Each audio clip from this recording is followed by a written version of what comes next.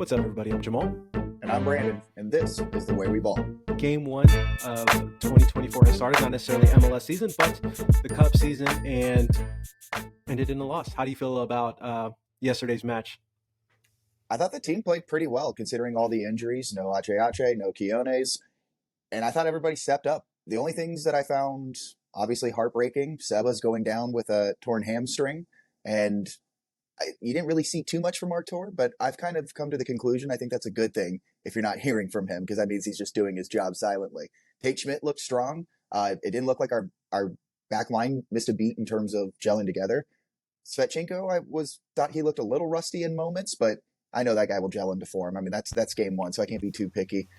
My big knock, though, I mean, I've been a huge Ben supporter this entire time and really kind of preaching his culture, but I'm starting to wonder if playing for the tie was the wrong move. I thought we had a real strong control of that game, and I mean, if you look at it, we could have easily won that 2-1. I didn't know if playing for the tie was the right move there. I kind of wish he kept some pressure on and see if we could have gone for it.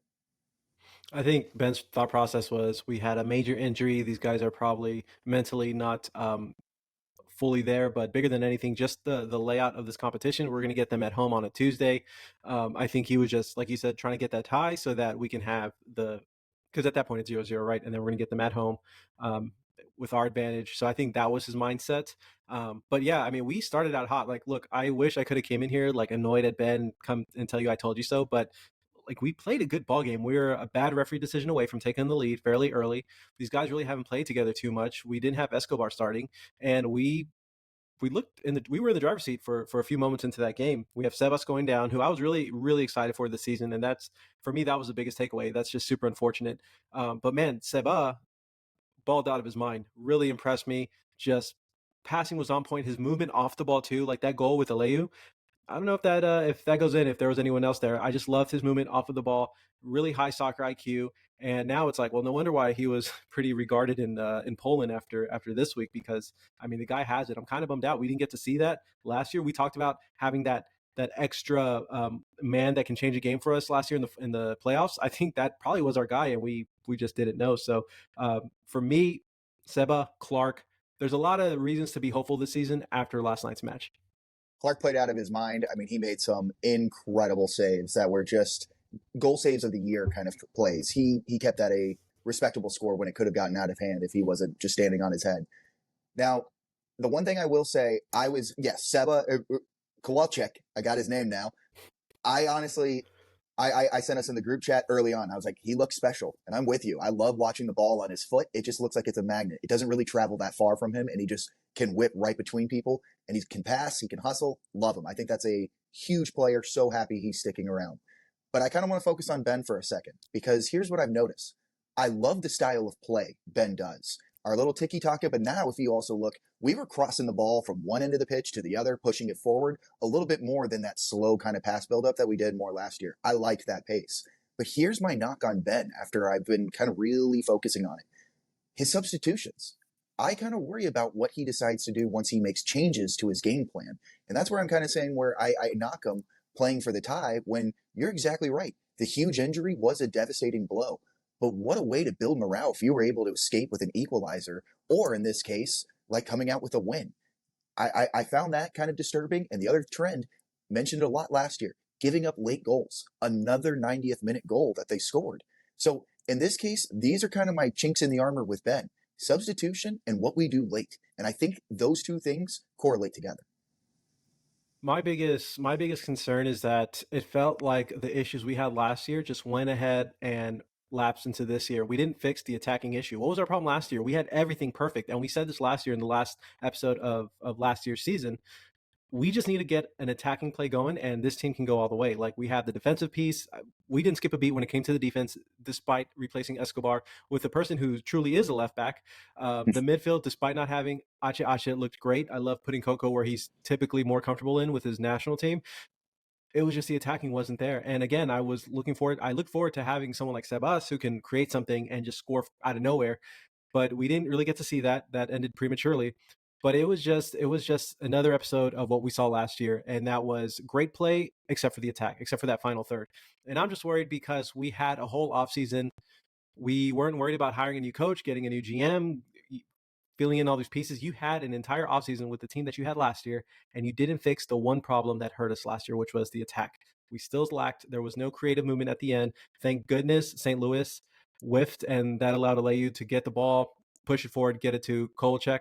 But had it not been for that lucky break for us, there wasn't really much happening in the final third, and that worries me because teams are just going to get better and better as the season goes on defense, and we just need that playmaking number 9, that playmaking number 10 that'll just make magic happen, because I don't think Ben can draw something up um, to where it'll lead to us scoring goals. Coco looked incredible in that first half. That ball he had to Aliu over that beautiful little chip and the goal that was called off. I mean, he looked great. I liked that. I thought Aliu did look pretty strong considering how he really didn't do much last year. He kind of just ran around the pitch. This year, he looks to have a little bit more control. Obviously, he's still young. Keep developing him. So I have more But promise in but him. let me stop you there. Did he look more comfortable because he started out as a winger? I was thinking about that. Is he just more comfortable on the wing? Are we giving him a terrible situation and holding him back by putting him on top number 9? Because I agree with you. He looked great on the wing and he got that goal. So I don't know if we're holding this guy back by putting him in a position that he's not comfortable in. Could be. I also think at that moment, the goal scoring pressure was also taken off with Ferreira on the pitch. So I think that could have been a mentality for him when you're not the sole provider. And the minute he went down, I mean, he didn't have the same type of production. So I think there could be a weight barrier, and that's probably with age. So give a little bit more time, he gets a bit more comfortable. I just like his movement a bit more. That could have been playing on the wing, but it looked like he was more in control. He looks not as big this year. I mean, he's still a big kid, but he looks more like fit and not like he was out of shape, you know what I mean? But Look in more this comfortable for case, sure. yeah, I liked his style of play. I have a lot of promise for that. But in this case now, it comes down to depth. With the injury of Sebas, and you're right, we didn't really address to anything in the attacking, but we did make a trade. We traded for Ted's kid. I don't know if it is pronounced Siegel or if it is Seagal or however it is pronounced, but the rumors on him are he's a serviceable piece. He's not a game-changing piece. Just for what we need in this team, would you rather him be more of a Seagull or more of a Seagal? Definitely Seagal, man. You know how many more Yeah. fun videos we could do with that? The tifos would be incredible. So I hope he's a goal scoring machine. But from the likelihood of it, it sounds like he hasn't really caught on with anybody. He was with NYC, with New York City, and then he played in Israel. Obviously, they had to stop their season for the war, and then Yeah. he came on back. So hasn't had much time to develop into a team. Hopefully, he can with us, and especially with his dad as the owner. That's how rumors start, Brandon. I I really am. I'm gonna keep doing it. I'm like, yeah. Why do you? We got him for a third round pick, guys. He's not costing us anything, so I love him. Yeah, I mean, and keep in mind we didn't have Quinones, we didn't have Nelson Or I'm Bossy, sorry, who's we still didn't with have his brain. Bossy or Nelson Quinones. Sorry, brain fart. We didn't have Bossy or Nelson Quinones, two big time contributors. So look, at the end of the day, I'm optimistic. I think that could have ended much worse. We looked good Absolutely. despite not having the big trio in our midfield and even in our attack. So let's see. So are you? I'm under the impression that going forward, our number 9 is going to be Aleyu. Is that safe to think? I mean, it has to be at this point.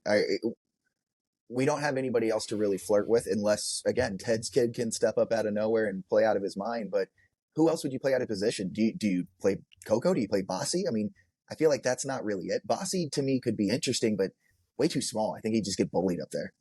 Yeah, no, definitely too small. In a move which I'm pretty sure was a response to what happened last night, the Dynamo signed Achara back this time with the Dynamo 2. I'm pretty sure we'll see him Tuesday in that, at least on the lineup sheet because of all the injuries that happened. I'm excited to see what he can do. He had a lot of promise. Did some time in Toronto, put some numbers up there. Wasn't a game changer by any means, but at the position we're in, it's definitely something we needed. So I'm okay with that pickup. We didn't break the bank, and it's a serviceable backup to have in the event something happens to Aleyu.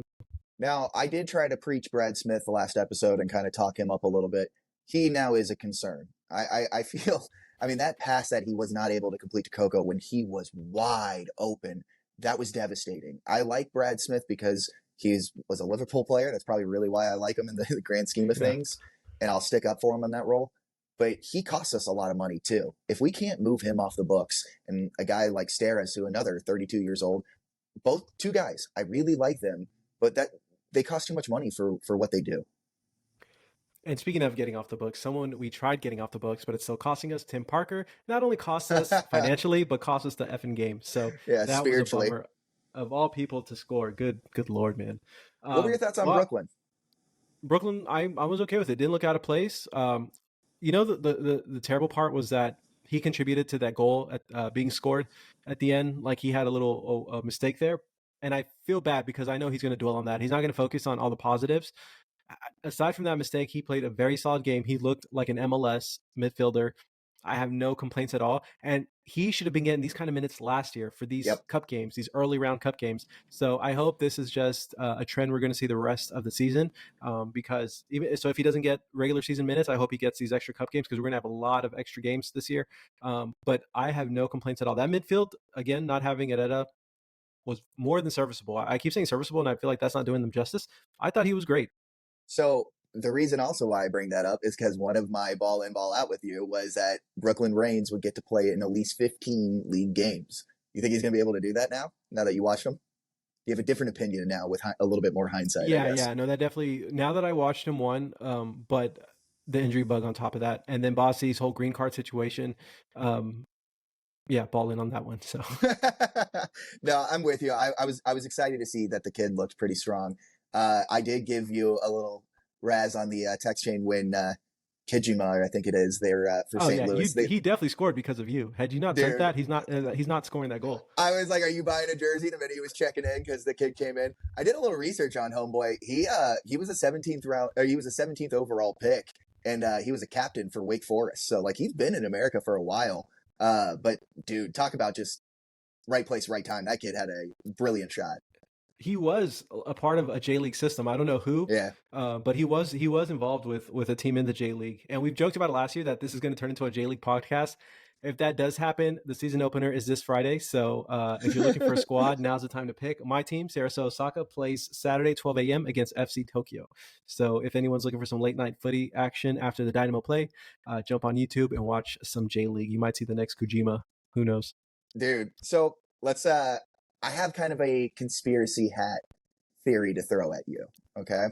And this is gonna be one where we have to look at it big picture. With Seba with Seba's injury now, it puts him if he goes on the long term injury list, it opens up a DP slot.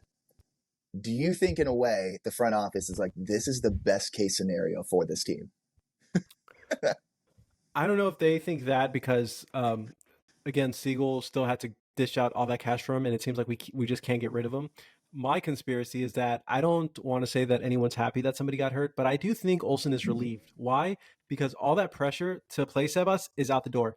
You can't tell me that suddenly Sebas decided, or I'm sorry, you can't tell me that after a few months Olsen decided, like, you know what, this is my number 9.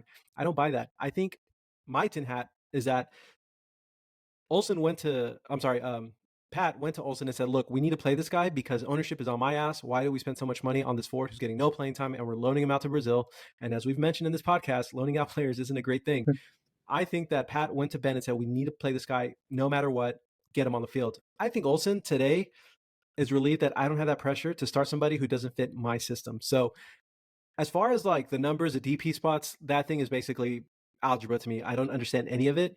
I want to say that because he's not a contributing member to the team in any way, shape, or form, we do get that DP spot open, but he's still on the payroll at the end of the day. So I don't know how that works, so I'm not going to pretend like I do, but I want to say that people are relieved or they don't feel the pressure as they would have had he been playing.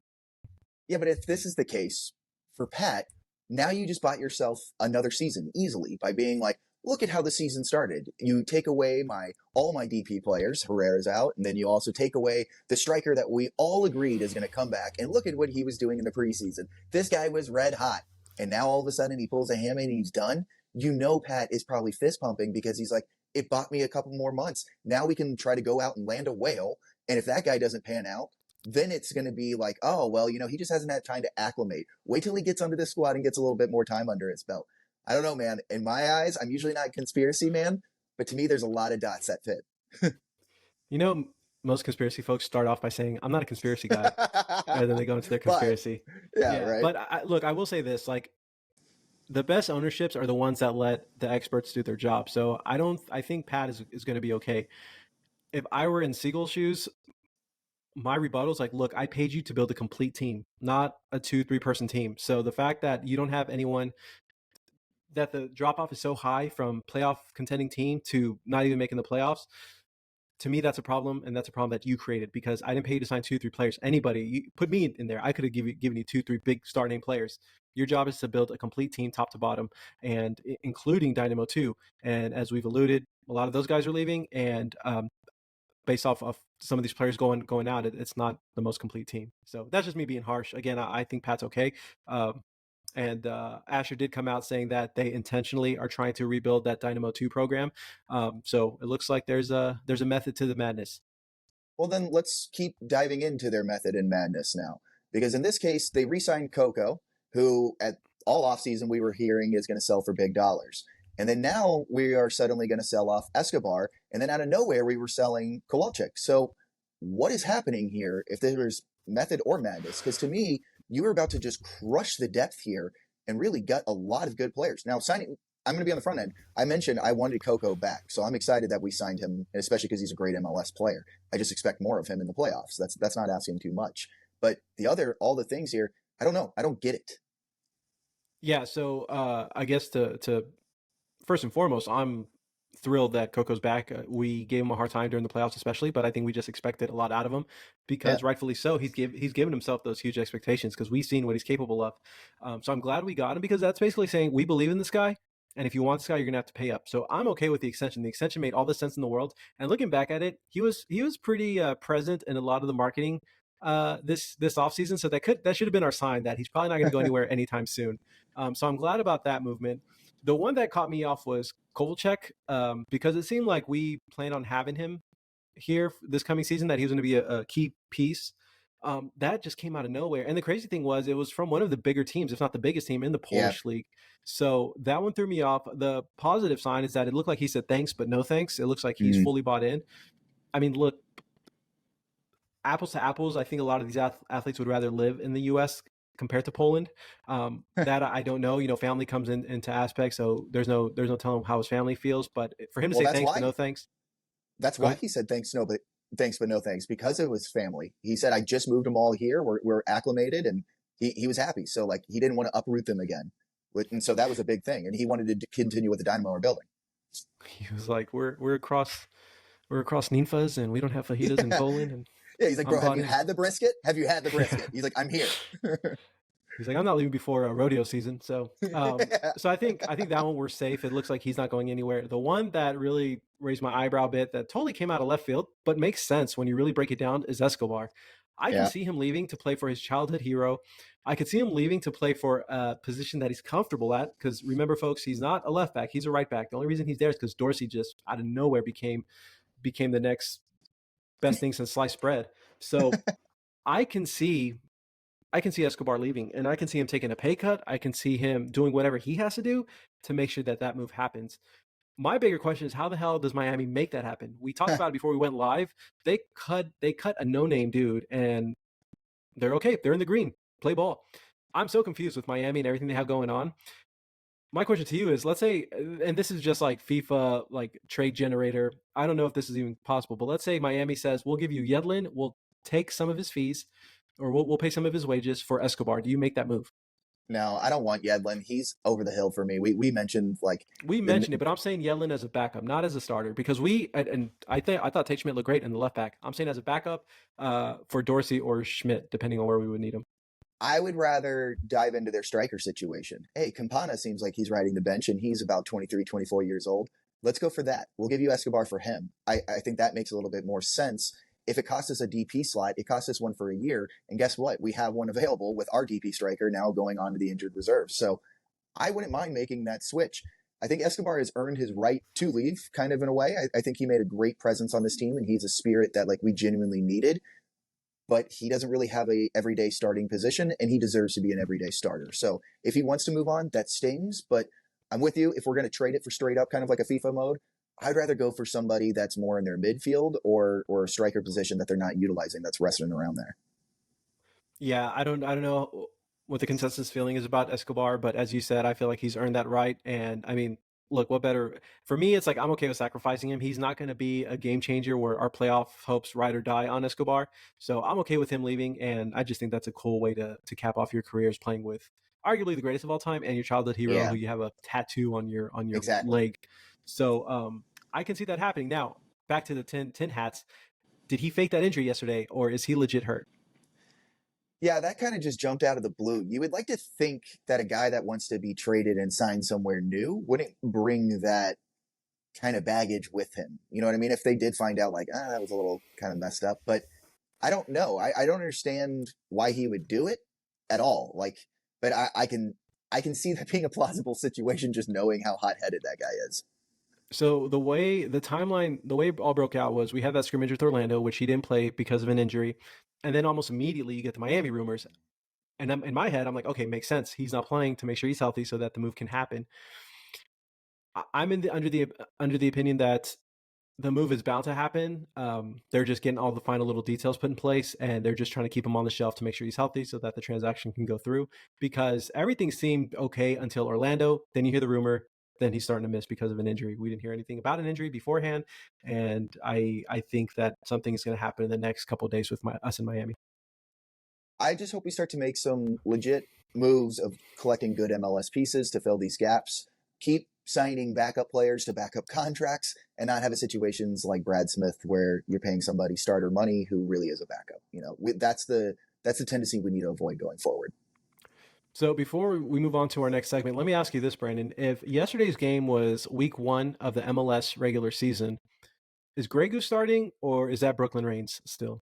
Because you mentioned it, the reason I bring that question up is all the moves we've made, they've been for not necessarily key pieces, guys that were riding the bench, not necessarily game changers. So one of our latest additions, Grey Goose, is he going to be a starting caliber player for us, or is he going to ride the bench behind some of these other dudes? My hope is to let Brooklyn keep starting and then just use him as Brooklyn's super sub or whatever it is that you want to call it because he's not a goal scorer. Like that's not his game. He's a more real like center defensive mid and you heavy on the defensive part. So he's a guy that like if second half and we're up, that's who I want to come into the ball game. I think Brooklyn's earned his minutes. My thing now is looking ahead here to did somebody just break open some pool? No, I my thing is looking ahead to Sporting KC with this crowd coming in. I hope we pack it just like how we had a face against St. Louis. Boy, did they bring a heavy crowd! But my hope is that we pack out the shell and Sporting KC. We got to come away with some points here, just to give some hope, man. So not much has been said about season opener come Saturday. What are your expectations for Shell Stadium? Is it going to be a sellout? Is it going to be 90%, 80%? What are your thoughts? I don't think we're sold out. Sadly, I bet we're like 65% packed. It's that East End, man. That's gonna just still look bad. I know we keep railing on it, but that's what's gonna hurt the appearance. So I don't know if it's just me, but I feel like it's been awfully quiet for week 1 of the regular season. Like no promos, not much advertising. I'm like really worried that we're not going to have a really good turnout. I think I hope people do. Obviously, I mean I'm gonna be there, so we'll be up in our same spot that we always are cheering on. So I'm looking forward to it, but I'm not I'm not hopeful yet. I think this team has to start to show something here, but this could be a pivotal season. Two big turnouts. Well, I'll tell you one thing I'm not looking forward to. I'm not looking forward to the fact that they're not going to be rocking purple inside the shell because us as Houstonians deserve to see that purple jersey. Brandon, what were your thoughts seeing it live and in action? I got mine today. I was like, man, why is it getting hot? I forgot I had that damn jacket on. So there goes that big surprise. But what were We're your thoughts on this? What is it? Still holding or what's the holding name of it the kit? down. Hold no no no. It's on the back. I feel like what does my tat Still say? holding. Still holding. Still Still holding. holding. Yeah. Yeah. Same. Yeah. I man, I like the look of it on the screen. It looked great, especially on the players. I thought it really did pop. At first, I didn't like the numbers, but you can really see like the last name and the numbers pop on the screen back there. So I kind of appreciated that a bit more. But dude, people were pissed at that jersey. Like a lot of people are really upset in the fact that like, oh, if it represents lean, then it's just blah blah blah. And I'm just a big believer of like that's just a part of it, a part of its history. I mean, we like soccer. I could easily attack you for being like, oh, are you kidding me? You can travel throughout Europe and hear racist chants. Or how about the fans that have these supporter groups that fight each other? How can you support such a thing? And it's like, no, man, that's just a part of a bigger global game. And for people to be this pissed off over a purple jersey, that is the part where I was like more taken away than getting to enjoy it. Yeah, and like in my end, like on the marketing side, I'm like, at the end of the day, you want something that'll get people talking, whether you loved it, whether you hated it, people were talking. It was one of their more engaged posts on Reddit I saw, on Twitter, people were talking about it. So at the end of the day, I want to say marketing team is like, well, it was a success, like it or love it or hate it, people are talking, and more so than they would have with our old black kits, with our old orange kits. It was different. It's unique. There's a story behind it, most importantly, and it got people talking. And again, it pays homage to something that Houston is known for. And one of the biggest things was like, well, we're more than that. Like, yeah, we are more than that, but this is a cool little niche that really doesn't get talked about in the mainstream media. And I thought it was really cool. And again, we went in depth on that last week. I thought it looked great on the field. I thought I was a little concerned with the color clash going against a pinkish team, but I thought it looked great. I was really impressed with the way it looked. Seeing it in person myself, I love that the patch is purple. The MD Oh, Anderson is that gray. Yeah, it's I don't know if you can see it, but I thought it I was silver or no whatever, the no chrome. no it Oh, looks great, man. I love it. So yeah, I'm excited to rock it out and about, and see what kind of feedback we get. So the home kits this year are adding black shorts to that. So I saw I didn't that. know we. But are we allowed to do that? I thought you couldn't alter home kits until next year. I'm not sure how that all works. I saw Reda posted it. Didn't was he not wearing Yeah, black shorts? And we joked about he like, oh most man, the definitely black shorts was. do exist. Yeah, so that'll be exciting. I mean, it's a nice little change. Well, for those that are upset that we lost the black kits, at least that's the case. The only thing that I will say, our friends at Dynamo Faithful actually had a very good point when it comes to the purple kit, is that a lot of teams are either red or blue, and you can't really wear the orange or you can't really wear the purple in that case. And a lot of like teams that have like red and blue. Like when we play Frisco, like what do you wear? And I was like, that's actually a good point. But I don't know. I didn't think the color clash was that upsetting or that Yeah, no, it distracting. wasn't You know what I like, mean? yeah, not at all. So I think we'll be fine. And again, it looks I different agree. on camera. Um, so yeah, I But was going to mention that I went because what was it? The last black kit we had when we signed at Etta, I guess the Bayou kit. yeah. Um, I went replica, and that was the last time after seeing it compared with these new like player issued. That's the last time I'm going replica. I got the player issued on this. I don't know if I would have liked this as much as I do had I gone replica. Oh, The fit is just different. I feel like the color, the texture, because of the texture, the colors look different. So if anyone's on the fence about buying it, just spend the extra $40, I think 30, $40, and go authentic because it does make a difference.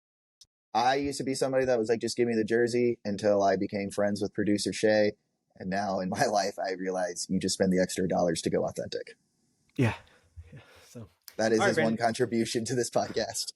Yeah, he talks jerseys and he doesn't even talk.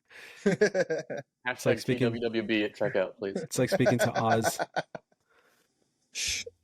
All right, For Brandon. Well, that'll lead us up to our second segment, my favorite segment, Balling Around the Globe, where we take a story from anywhere around the world of football and bring it to you, the Dynamo listeners. Brandon, I'll let you start off this week's Balling Around the Globe. Balling around the globe. all right, Jamal, always ask questions. In this case, we're going to go to Turkey, is where we start. And knowing that we're in Turkey, what do you think is an odd animal to own as a pet in Turkey? What's an odd animal? A turkey, Mhm. obviously. A turkey and a turkey? That is a little on Yeah, the yeah, money yeah. there. Now, what about Ryan Kent? Does that name ring a bell to you? That sounds like a TV character. No, so Ryan Kent was actually a like academy player for Liverpool. He went on to play for a little AFC Bournemouth. He played a little, Ah, and no. then he went on to play for the Rangers as well. Well, now Ryan Kent has found himself signed into Istanbul, where he is now playing in Turkey. But he's asking for a specific request here, as he's run into a bit of trouble with his new club for a pet. And here's where I'm going to do a thing called reading. And in this case, the winger, according to MyNet, is looking for a keeper for his pet crocodile, which he appears to have got in Turkey. He has suggested to offer a four-figure salary and health insurance as part of the perks for whoever accepts the job of helping feed his croc. Now, Jamal, I ask you, a four-figure salary and health insurance to watch Ryan Kent's crocodile. Yeah? No, man, that sounds like pretty easy. Just throw it in your backyard. And if you have a pole that you don't use, that's easy money. Literally easy money. Just throw a chicken or two back there and that guy's set. Um, And like, dude, they're like indestructible. They've been around since the dinosaur periods. Like, and I've seen stories of like when it freezes, they know how to like maneuver their bodies to where they won't freeze to death. I feel Yeah, like you stick their don't have to snout do out. much. Yeah, stick their snout out and just chill. Honestly, I feel like that's just easy money. I just need a space to leave it. or no one will touch it and like die. But I think I'm taking that deal. What a dangerous job. And I just love the fact that it's like, oh no, it comes with health insurance. It's like, yeah, no kidding, Yeah. dude. I'm feeding your pet crocodile. But why have a pet croc? Like when you're that rich, I get having a weird animal, but what are you getting out of a crocodile? Like at least go amazing aquarium or a big animal or some sort, not a crocodile. That doesn't ever give you love. I get the want of like a tiger or like a lion because they're like massive dogs, right? Like they could kill you at any second, They but will it's like kill you. just a big like dog you could just like grab and hug and stuff. I don't get the crocodile. Like it's not cuddly. It doesn't follow any commands. Like there was a story in Costa Rica that a crocodile was shot in the head and it affected one of its glands, like its like attack gland. So some dude in Costa Rica kept it as a pet for like 30 some years. The only reason he was able to was because he was literally shot in the head and didn't have the same like neuro workings that a regular crocodile would. So too big of a risk to have as a pet. But if you give me a 4 figure salary, I might be interested in that. I would. I'll send him a little note to the inquiry there and tell him I have a co-host who's down to go feed him. Yeah. So the uh, job market, ZipRecruiter. There you go. Get on that one. We got a sponsorship. well, it's funny. What team was he with? Did it say? Yeah, I'm not going to be able to get the name right. It's a Fender Bossy. Oh, Fenerbahce. Oh, of course, yeah. Yeah, Just yeah. how did I say it? Champions League team, man. Well, that's funny, Brandon, that you were in Turkey. I was actually just in Turkey too. I'm surprised I didn't see you. I Hey, was there to go look at a story coming out of Besiktas, another Champions League appearing team. And what's going on in Turkey and these players and this weird drama? Turkey, Besiktas, we leads us to Emirhan Delibas. Emirhan Delibas is a 21-year-old winger or midfielder. He's been with the academy. He's had a decent career. Well, he's not being threatened. He was actually let go by the team. Can you guess why he was let go by Besiktas? uh, he didn't pick up the dinner tab. I wish it was so simple. Brandon, he was let go for having a Tinder account. And it wasn't What? just that he had a Tinder account, but it was because he said he was 24. Now, remember, I said Emiran was 21 years old.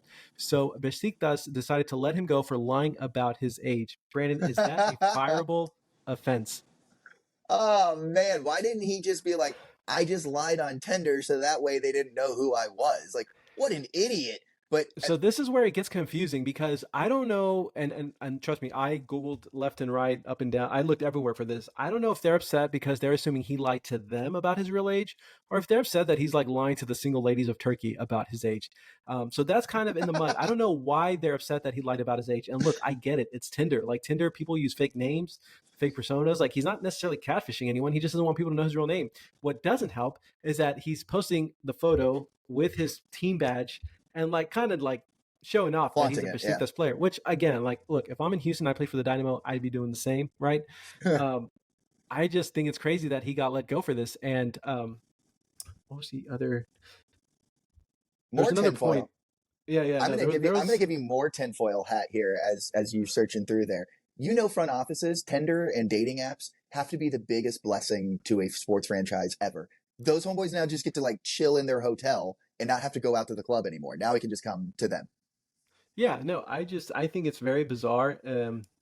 It's very weird. So now he's coming out and saying that he was hacked. That wasn't his account, and that's his defense. Look, at the end of the day, there's a winger available. Pat, jump on the phone. He's available. He's cheap. It looks like he has some promise, and there's plenty of Tinderonis out there in Houston for him to swipe right on.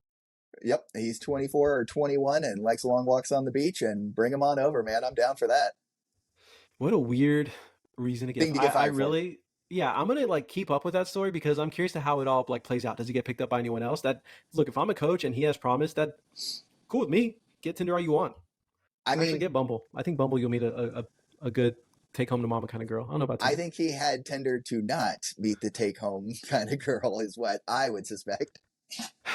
I'm thinking like the owner. He probably like matched with like the owner's daughter or something, and He's like, get him that's out. my yeah, that's my He's not tinfoil. 24. Well, all right, Brandon, let's bring it back to the Lone Star State, Texas, and move to our next segment, Ball In or Ball Out, where we talk different topics and state whether we're for them, ball in, or against them, ball out. Brandon, I will let you start with topic number one. Ball So in or ball out. Producer I Shay. love consistency. That That's what was we're so known for in loud. this show. My bad. Anyway, our first one Carry for on. ball in, ball. Yeah, thank you.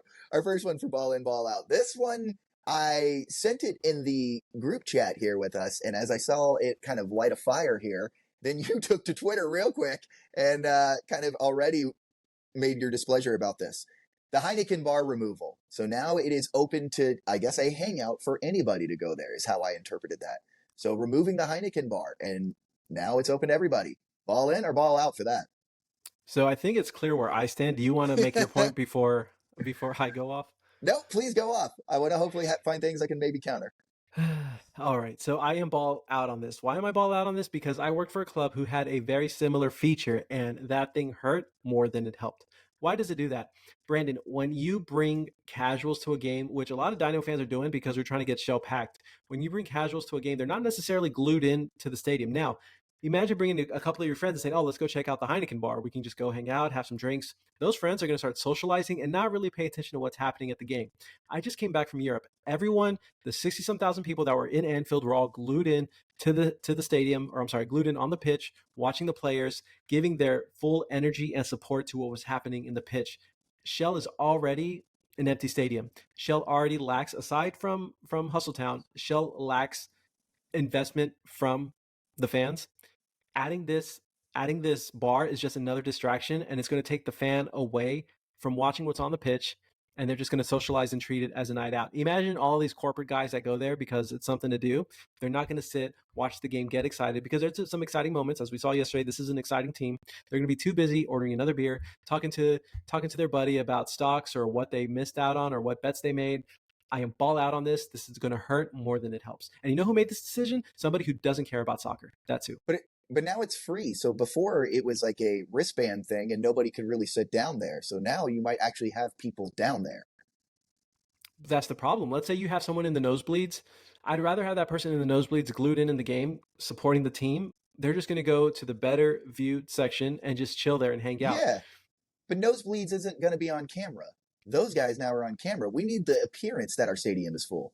I'm coming That's from our the big issue. USL. I'm coming from the USL, like where it doesn't matter what looks good or bad on camera. I'm just talking about energy in the stadium because there is an energy, right? We can admit that there's an energy when people are actually watching, and there's the oohs and the ahs. You're going to miss that energy by adding this bar area because people aren't going to care about the pitch. The people who go to Dynamo games just because their friend dragged them along or they're there for a corporate reason, you're just giving people another distraction not to pay attention to the pitch, and I do not like that. Well, we have one in Hustletown, and I agree. When it first opened up, it was a distraction, but now I would say it's a good point for where everybody gathers, and it looks great, especially coming cup time and everything when it was really packed out in our playoff run. So Are you saying I the bar or Hustletown? both, because the bar is in the middle of Hustletown. That's what separates the two decks, the lower deck and the upper deck. Yeah. But like, see, so that's where it gets tricky because that was there to help our supporters so that they don't have to go to everywhere else to get their beers. So like that I'm okay with because that's making our supporters' lives easier. This other section, there's not going to be the passionate fans. It's going to be filled of people who just don't really care too much about the game. I mean, I get the idea that they're probably not going to be the most enthralled person unless it is the person that is up there from the upper deck going down there. I think an appearance on TV is more helpful than looking at it a business standpoint. I think what they're doing is probably eating a loss, knowing that like, hey, we have to strip sponsorship, we strip selling specialty price tickets to open this up as a free thing for people to come and sit, because you know that if people are watching on television or on Apple or wherever the highlights might be circulating on social media, seeing a packed end to end is more important at this point. So I'm ball in. I think this is going to eliminate the notion that side is now always perpetually empty. But that's not really like when we complain more about the East End. Where is this bar going to be, on the north? No, it's behind the goal. It's where they shoot the Yeah. smoke off. But like that's a problem, is behind the goal. It hasn't really looked great either end. It goes from like East End all the way and wrap around there. That bottom left corner, if you're standing in Hustletown, is always empty. I think the bigger problem is the East End, and they need to figure that out I before agree. you add these like bars and stuff. I think it's going to hurt more than it helps. I think their mindset was selling more concessions because these stadiums make ridiculous amount of percentage when it comes to concessions. I don't think that they were really thinking about the TV optics, because if that were the case, the whole East End suite thing would have never happened. So I think you're giving But I that think staff too much no. credit. I think they're seeing the problems now, is what I'm So saying. then why Is not now make any changes to the East End? That's the bigger because you problem. but you just opened that up. So what you're doing is making repercussions to things that you opened up earlier, and you can slowly knock those down. Either you hope that that starts to fill up, or that becomes a hot spot, or maybe they rebuild whatever is on the east end over there, and then they fix that. I mean, you're not going to get rid of something that you just are probably still paying off in terms of cost. I think they would have made changes to like the ticketing scheme because I just to me it doesn't make sense that it's like, well, the east side's a problem. Let's put this bar over here because that's not going to affect anyone at all on the east end. And I just even I think that the TV time there in that section is just so limited anyway. I don't know. I think you're giving them too much credit to think that they did this for a TV standpoint. I think they just did it for concession sales. And again, it's not putting the football as a primary issue when it comes to fixing these kind of things or the soccer, excuse me, because I'm this has happened to me. We had the 360 But bar with the Toros, and while it was cool in theory, it hurt because no one wanted to sit up in their seats. Everyone wanted to just go to the bar, yeah, and it but was then situated in the same position. your alternative is keep it the Heineken bar and no one there. like No, I, no, I I don't think you could. I think you should have changed it, done something better. What that is, I don't know, but I don't like a free for all bar. I think that could have been another incentive for season ticket holders. Um, or pregame spot. I don't know what. And again, like I just don't uh like. I don't like what the final result was. Is this our longest ball in or ball out section? easily by far. All right, yeah, okay, we can jump onto another Hey one here. fans, please sound off. I'd like to hear the fans because they're going to be the ones using it. So I'll clip this and let us know what you think of this new open to all bar. Yeah, because this is probably the first one we've been this on opposite ends of this topic. All right, so let's move into another one here, and this is great because I actually put this in as a topic before it happened. The VAR situation where we were offsides didn't even look like we're offsides. Eliminating VAR entirely. Are you ball in or ball out for it? I'm ball out on it. I mean, it's tough because we were screwed with yesterday's decision. I just feel more often than not, it does get the right call. It's just the wrong call burns longer uh, than when they get the right call. So I'm ball out on getting rid of it. I think it does help the game. I do think that there should be a limit to what should be reviewable or not because some of these calls, not necessarily in MLS, but I'm just talking like EPL. Some of Yeah, these calls are just taking way too long. Like I was watching Liverpool recently, and it's like Liverpool had all the momentum, and then the VAR call, and then it's like 2 minutes, and then like trust me, as a Liverpool fan and as a Dynamo fan last night, I've been hurt more than I've been helped with VAR. But I think more often than not, it does get the right call. live VAR pool. Trust me. I uh, I will. I'm gonna say I am ball in for eliminating VAR. I hate replay systems. I understand it's in fairness of the game, want to get the right call. I've been drilled and killed by just bad umpiring and everything that can screw a game. I mean, Jesus. But this is taking so long and it's not really helping the game. Sports is about a rhythm and a flow, and all you keep doing now is interrupting the rhythm and flow, and it's just dragging on and on and on. Dead air is not fun to watch. This is a problem in sports. We need to speed it up. If all the only sport that can have replay in my eye is tennis because they do it correctly. Everybody claps, it shows up, we move on. And it's like that's exactly how it needs to be across the board. Until we have it as quick as that, it's killing the games. All right, we're going to head into our last ball in, ball out because when I saw this close up, I was like, oh my God. Steve Clark's new hair, where he specifically has a rat tail. You ball in or ball out for Steve Clark's new hair? We can't be a Diego Luna fan club and not be ball in on this. I loved it. I love the scroungy look, and after the way he played yesterday, do what you want with that hair. That's yours. And again, the guy was a hero for us. So I am ball in on whatever Steve Clark wants to do with that mop he has on top of his head. Bro, I was gonna say, I mean, I hate the rat tail, dude. That is like least favorite haircuts of all. So ball out on the rat tail, but you sold me. The way that he played yesterday, he's earned the rat tail. So if he wants to keep rocking it because he can stand on his head with it, sure. He's the only person I will accept that. Absolutely hate the rat tail. You absolutely like the one lesson in life is you never trust anyone with a rat tail. God no, And God no, and you cut it. yeah, and so look, do what you want, man. After yesterday, do what you want because that guy played out of his mind. It's like he found the fountain of youth, took a big chug out of it because man, he went back to his old ways. I loved everything I saw out of him yesterday. I agree. He was very special. But now it's on to Saturday, my dude. All right, Brandon. So Saturday it is. Do you have any predictions before we end today's episode? I'm going to predict that it's a 2-0 win for us. I think that our defense shows out. We're loud. We bang the drum. Hustletown, I think, is going to be packed out. Defense is going to hold the line. We get a goal early, and then we get a goal very late to kind of slam the door shut. 2-0, go Dynamo. So just because Real Salt Lake literally just lost 2-0 to Miami, I don't think that happens again. I think we win 2-1. I think they make some tweaks to their offense. I think they get a goal, a lucky goal, but I think we finish with 2 on top. So 2-1, the good guys. Well, Brandon, that wraps it up for this week's episode. Please follow us on all social medias, _The Way We Ball. And for this week's episode, I'm Jamal. And I'm Brandon, and this is The Way We Ball.